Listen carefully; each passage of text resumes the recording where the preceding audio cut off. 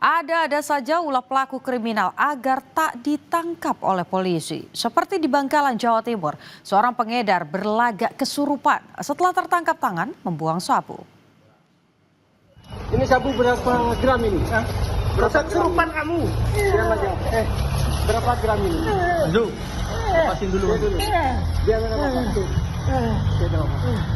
Ini ya. Ya saya cek dulu ya. Pria ini ditangkap Satres Narkoba Polres Bangkalan usai membuang bungkus plastik berisi 50 gram sabu, saudara. Usai diinterogasi penyidik, dia mengaku mendapatkan sabu dari seseorang di Bangkalan untuk dijual ke Surabaya. Polisi masih memburu pemasok barang yang memabukkan ini. Tersangka dijerat dengan pasal 114 ayat 1 Undang-Undang Narkotika dengan ancaman hukuman minimal 5 tahun penjara.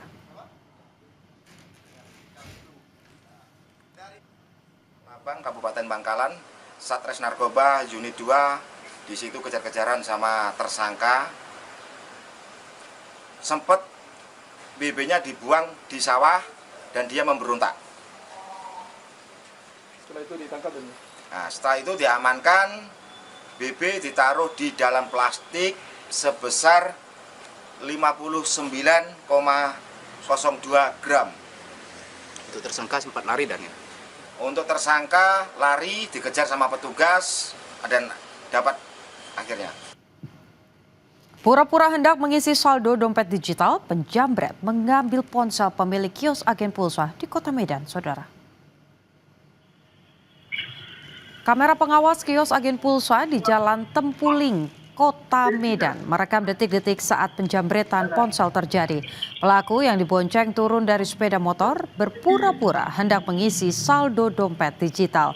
Saat pemilik kios mengisi saldo, pelaku dengan cepat merampas ponsel dari genggaman korban dan melarikan diri, saudara.